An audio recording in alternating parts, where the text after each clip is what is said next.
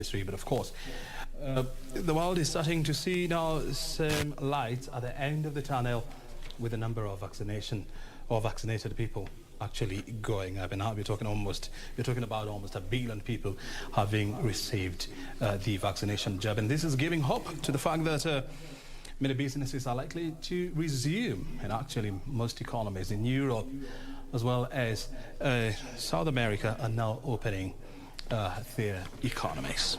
And the question is this, with about 1 million vaccination here in Kenya, what is the way forward? And is this going to help the recovery of the tourism sector? Joining us tonight is Simon Kabu.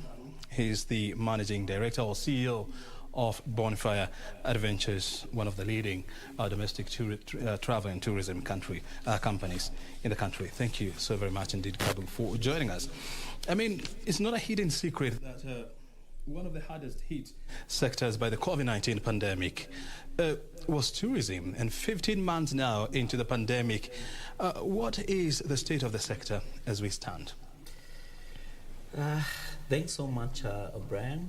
Yes, hospitality as a whole is the sector that is the most hit by this COVID.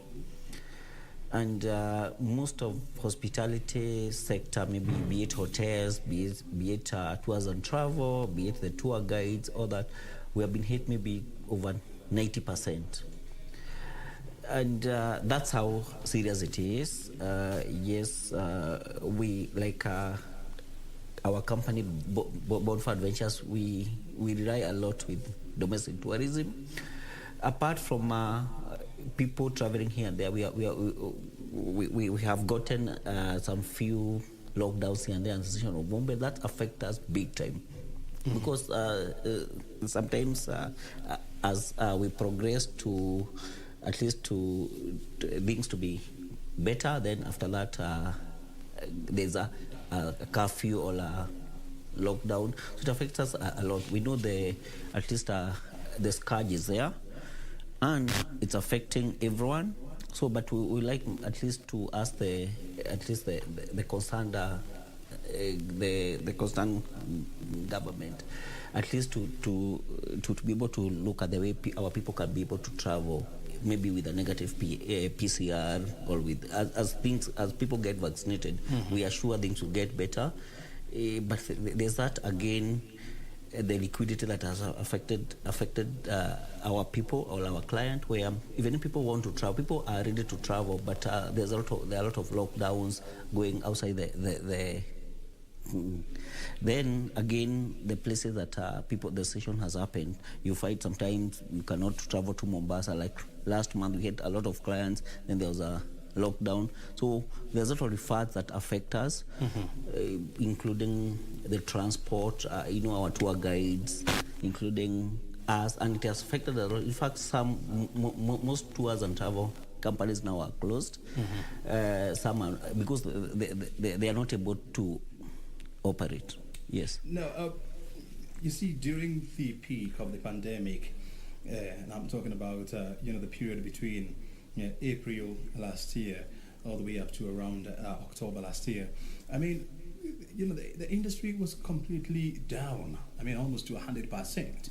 But now we have seen some easing of restrictions in terms of travel, as well as the reopening of many sectors of the economy. What percentage is now the domestic tourism affected? Last year, April, from March to August, that's the time we were on total lockdown, when we closed our offices and our people went home, and we could not do anything. But that particular time, I think we had maybe some few coins that we had been able to save earlier on, so that we used that all our savings. And after that, now when we opened here and there, we tried to hustle domestic here and there. Domestic tourism, it's better than the inbound, but between 70 and 80%, that's how we have been affected on domestic tourism. Because even if you travel and you go to hotels in Mombasa or wherever you go, you find sometimes, like now, I remember this year, it was just closed just before Easter. And Easter, we had a lot of bookings as Bonfire Adventures. We had charters going to Mombasa. We had clients, charters going to Dubai. All that, and clients had paid. So we had to ask the client, please do not request for the refund. Your money is safe. Please will travel later. Some are able to hear that and at least sympathize with us as the hospitality sector and hold that. But because we told them we had already paid the hotel, we had paid for airline, and that money is not going to be refunded to us. It's only the creditor that will be able to get. So that closure, opening, closure, it has affected us a lot. So over 70-80% of domestic business is affected. Yes. You see, when the pandemic actually stuck at the board, I mean, the whole point was, first of all, to save lives. And the World Health Organization was urging people, hey, look here, you can stop your travel and travel at the right time when the curve will flatten.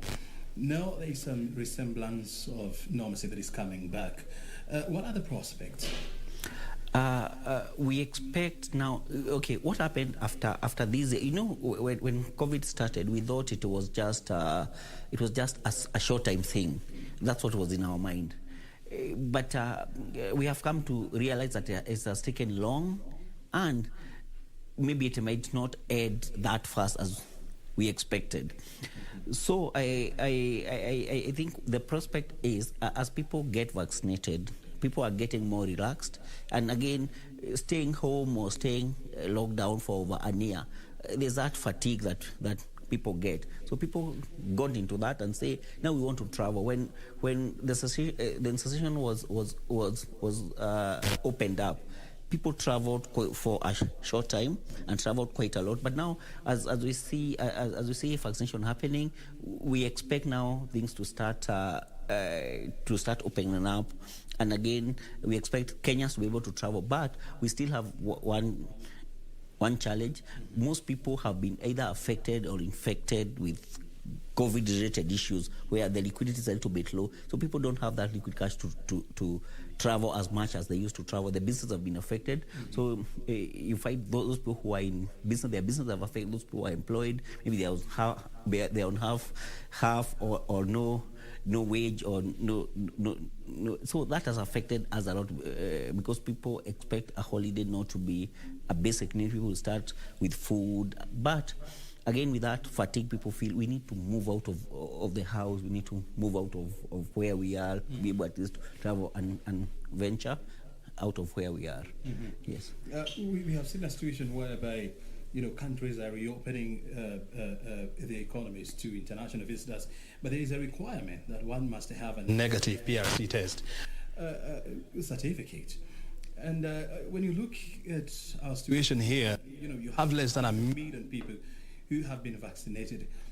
How is this likely to impede on your first recovery as a sector? Yes, the lesser people who are vaccinated, the more it will affect us as far as the tourism is concerned. Even for people coming from out of where they are coming from, they'll only have confidence in our country when more people are affected because I'm sure there'll be some interaction here and there. So they'll only be confident to visit Kenya when more people are vaccinated. So that's a challenge to all of us. It's good for us to follow the MOH protocol, sanitize, the 1.5, wash your hands. It's important so that we're able to lower the curve, and that will be able to affect our tourism. If you travel somewhere in a hotel, we are normally very careful even now. If you see people not wearing masks, we ask, why are you guys not wearing masks? Everyone needs to take this as a responsibility because if you don't take care of yourself, you'll affect your neighbor, your friend, your loved one, and that will affect, the boomerang effect will be there, and that will be able to affect the tourism, whether it's domestic or international. Yes. So, and when you look at, the recovery trend, are you seeing a situation whereby people are taking to the parks, to the beaches, and even to hotels. Where is the demand likely to be coming from? When there's a session, for example, when there's a session, people cannot travel out of Nairobi. We do a lot of staycation within the city. We do a lot of Nairobi National Park and hotels that are around this area. But when it opens up, people want to travel like to Masai Mara, to Samburu, to Mombasa, and I mean coast, that means Diani, Mombasa, and Malindi, Watamu. But it takes time for us to be able to convince the client that a place is safe. You see, we're able to listen to the news and what the Minister of Health is saying, according to whether there's an area that is a red spot, and people shy away from traveling to that area. But O'Brien, like internationally, there are some 3 or 4 places that have been opened right now. Dubai is open. Turkey was open, but now when there was a spark, they locked down again. And with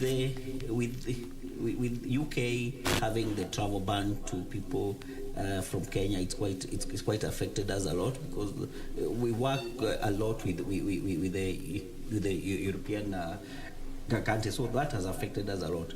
But with time, we expect when people get on being vaccinated, it will affect us. And maybe as we go on, we could ask maybe if you can Kenyans can be able to get maybe some holiday reliefs, where you can travel and get money from. That money you can claim it from tax, and to be able to at least push Kenyans to visit Kenya as a destination. Yes. And you take me back to the year 2016 when government issued such tax reliefs, on people willing to take vacations and people willing to spend their money on tourism facilities.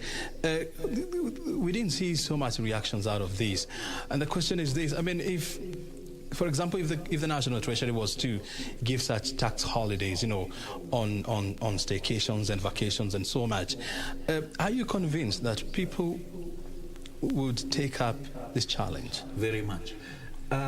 What happens is that maybe that was the first time it was being on trial. People didn't know how it would work, but now people would take it in a very serious way, and that again will increase the tax bracket of people who are to pay, so that they're able to travel. You see, they just travel, pay a little, and the other one they spend it on that will affect and bring the foreign exchange to the country. You are talking about, the United Kingdom, which is the third largest source of tourism or visitors to Kenya. And we saw last month Kenya being added into a list of countries where visitors or people who have gone through the country are not welcome to enter the UK. How has this affected you as an industry? It affects us because the world is a global village. When there's a place where there's a lockdown, you find that all people have been refused to enter, or when people pass through somewhere there's a limitation on. You find that people are not able to travel, and there's that limitation of travel. So it affects UK being one of our biggest supplier of people as international tourists, and we have a lot of Kenyans who are in diaspora. UK, Heathrow being the hub of where people travel. You find that when people pass there and they come or they go, it becomes an issue. So people shy away from at least when they're accessing that place. So people will shy away from accessing coming to Kenya or vice versa. So it affects us a lot because of tourism, either international or domestic, or Kenyans who are abroad and they want to visit their country. Yes. Look, your business, has 3 aspects: foreigners who are willing to visit Kenya, Kenyans who are willing to visit foreign countries, and of course Kenyans who are willing to visit or who plans to or who would want to visit the domestic facilities. Have you seen a recovery in either of the 3? Yes, maybe the only recovery that has been there a little is the domestic tourism. Kenyans who are trying to visit the within. The Kenyans who are trying to visit outside the country, the challenge is that most places are not open. And again, the places that are open have a lot of limitations. Like when we have like Dubai has a lot of limitations as far as visas are concerned, not like before. Then places like Turkey, which were open, Egypt was open at one particular time. You see what is happening like now in India, all those places. So Kenyans going outside the country are not able to travel. The Kenyans who are within are willing to travel, but sometimes they face challenges, either liquidity challenge, or they're not able to travel when they want because of the issue of lockdowns now and then. You see, that affects us quite a lot. Yes. And the other thing, of course, is the issue of conference tourism. Any signs that things are starting to look up? Conference tourism, yes, because people have stayed for quite some time without having to do conference from March last year to maybe this year. Like for 1 year, people have not done conference. Zoom and the other digital conferencing has come, and people have been able to see that now we can do our meetings on Zoom. So that has affected the mice, whatever we call the mice, a lot. But people right now are warming up again after vaccination and after at least the COVID scourge gone down. People warming up to do more conferencing physical, and I think it's improving quite a lot, but it will take some time as people get vaccinated. Yes. And having a situation whereby a lot of people would want to hold their conference meetings in hotels is one thing, and having facilities that are ready and open to host visitors is another thing. Are you finding yourself in a situation whereby, yes, there are people who are willing to host conferences, but where they would host these conferences, they close down? Yes, there are some hotels that have not opened up since that particular time, but we have come up with some ingenious ways of working out things, because before we are doing a lot of indoor conferencing. Right now we are doing the outdoor conferencing because of the aeration. Then where at least where we could have a conference handling maybe 500 people. Right now we are having conference having 200 people because of the social distance and the sitting arrangement. All that, at least people, we have to look for a way to ingenious work around things. Before this, our vehicles, Land Cruisers, were having 8 people. Right now we are doing 6 people, so that everyone has their own space. All that, and we have sanitizers in our vehicles. You see, our guides, every time periodically we test them, and that has helped to bring a lot of confidence to our clients. Yes. And you're talking about, even because of the social distance aspect, so you find that even the cost of travel is likely to come up or to go up. Have you been forced to raise the cost of your product in a bid to remain afloat? What I think we have done, because again it's a catch-22 situation. This is a time not to raise your product, your price, because people don't have that money to travel, and money is not enough. What we have done is that we have our stakeholders, that is hotel, the transport, all that. The cost has remained or come down, so it means that people are barely surviving. The margins have been put to the bare minimum, some not even, at that point that we just want to maintain. So the prices might not have gone up, but it does not mean that it should not have gone up. It's because we don't have a choice, and we are operating, all stakeholders, including the hotels, including the transport, including the tour and stuff company, operating at the bare minimum, because we just want to keep things running. Very well. Yes. Well, I have to let you go in the interest of time, but thank you very much. We're looking forward for the full recovery of the tourism sector, bearing in mind that it's one of the biggest contributors to Kenya's gross domestic product at about 9 or 10%, depending on the year that you're looking at. Yeah. Otherwise, thank you very much indeed for finding time to be with us. Yes, I appreciate it. Appreciate it. Well, Simon Kabu is